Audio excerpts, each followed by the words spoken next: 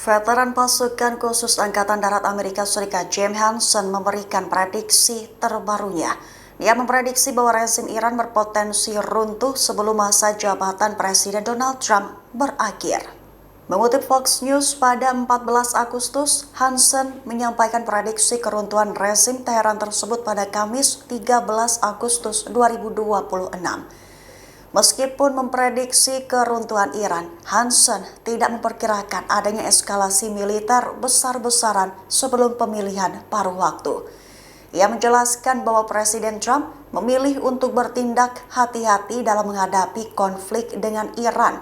Strategi utama Trump akan berfokus pada penekanan sektor ekonomi serta diplomasi untuk melumpuhkan Teheran secara menyeluruh. Tekanan ekonomi intensif ini dirancang agar pemerintah Iran kehabisan dana untuk membiayai negara maupun memberi makan rakyatnya. Hansen meyakini bahwa rezim Iran tidak akan mampu menahan kombinasi tekanan ekonomi parah serta kemunduran akibat perang. Walaupun mengutamakan tekanan ekonomi, Hansen menegaskan bahwa Amerika Serikat tetap siap membalas jika Teheran melancarkan serangan tambahan. Ia memperkirakan dinamika konflik di lapangan akan melambat dalam waktu dekat, tetapi pihak Amerika Serikat tetap siaga penuh. Departemen Pertahanan Amerika diklaim telah bersiap untuk menumpas ancaman manapun yang muncul di wilayah operasi. Hansen dengan mantap bertaruh bahwa Republik Islam Iran tidak akan sanggup bertahan hingga akhir masa kepemimpinan Donald Trump. Kebijakan ketat Trump dinilai berhasil menciptakan kondisi yang mempercepat proses keruntuhan rezim kekuasaan di Iran. Keruntuhan rezim tersebut dipandang Hansen sebagai momentum emas bagi rakyat Iran untuk membentuk pemerintahan baru yang jauh lebih baik. Amerika Serikat resmi mengerahkan kapal induk USS George Washington menuju kawasan Timur Tengah. Pengerahan ini bertujuan utama untuk menggantikan peran kapal induk USS Abraham Lincoln yang telah bertugas lebih dari 260 hari. Mengutip Tribun News pada 14 Agustus, kapal induk USS Abraham Lincoln ditarik setelah mengalami penugasan berkepanjangan sejak pertama kali tiba pada Januari 2026.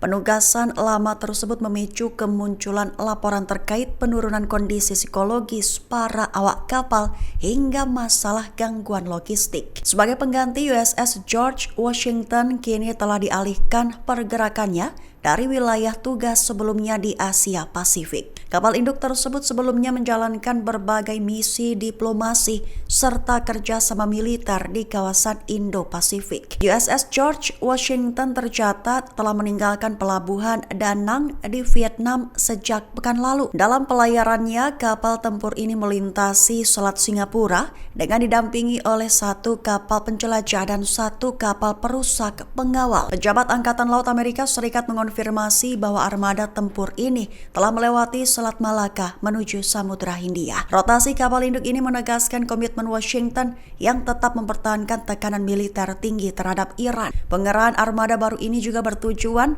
untuk menjaga kesinambungan operasi blokade Amerika Serikat di kawasan Selat Hormuz. Begitu tiba di lokasi tujuan, USS George Washington akan langsung mengambil alih pimpinan operasi udara militer Amerika Serikat di kawasan Teluk. Penggantian armada tempur ini memastikan kekuatan militer Amerika Serikat tetap siaga penuh dalam menghadapi ketegangan dengan Iran.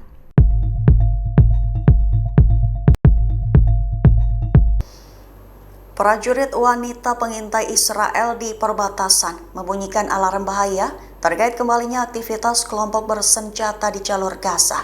Mereka melaporkan menyaksikan anggota Hamas memasang bahan peledak di sepanjang garis kuning yang membatasi wilayah kendali. Mengutip The Times of Israel pada 14 Agustus, hal ini dilaporkannya dalam pernyataan pada Kamis 13 Agustus 2026.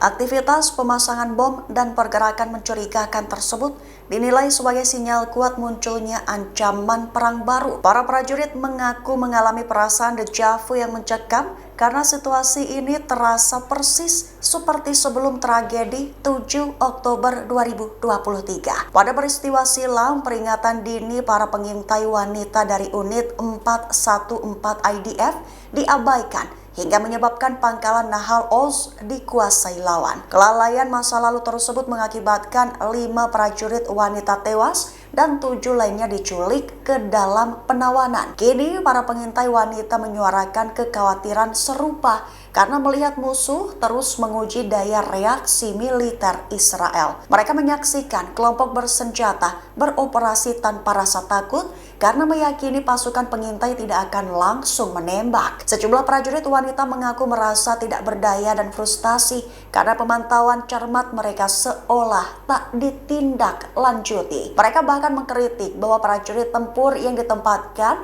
hanya beberapa ratus meter dari lokasi bom beresiko dijadikan perisai manusia. Peringatan bahaya ini muncul di tengah dinamika diplomatik dan fluktuasi operasi militer Israel di wilayah Gaza. Meski serangan sempat dihentikan sementara, Israel kembali meluncurkan gempuran yang menewaskan komandan kompi serta perwira polisi senior Hamas. Namun kesaksian prajurit wanita tentang timbunan bom Hamas menegaskan bahwa ancaman serangan mendadak kembali mengintai perbatasan. Para ulama senior Iran kompak menyerukan aksi pembalasan dendam atas pembunuhan mantan pemimpin tertinggi Ali Khamenei. Seruan keras tersebut menjadi sinyal bahaya besar bagi para pemimpin kunci musuh, terutama Presiden Amerika Serikat Donald Trump dan Perdana Menteri Israel Benjamin Netanyahu. Mengutip Iran Internasional pada 14 Agustus, hal ini merupakan seruan dari para ulama senior Iran pada hari Jumat waktu setempat. Rinciannya, tokoh-tokoh agama Iran menegaskan bahwa upaya pemburuan dan pembalasan terhadap para pelaku akan terus dilancarkan tanpa henti. Momen peringatan 40 hari wafatnya Ali Khamenei dimanfaatkan para ulama untuk menggelorakan semangat perlawanan kepada rakyat. Perwakilan pemimpin tertinggi di Provinsi Fars, Lutfullah Delskam, menegaskan bahwa pembalasan dendam harus dijadikan budaya bangsa.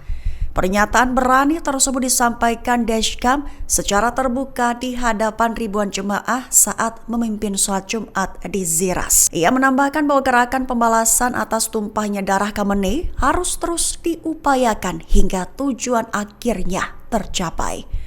Sementara itu di kota suci Qom, pemimpin sholat Jumat Mohammad Saedi turut menegaskan komitmen rakyat Iran untuk membalas kematian sang pemimpin. Saedi menyebut bahwa balasan setimpal akan dijatuhkan kepada pihak-pihak yang bertanggung jawab atas tewasnya para pejuang Iran.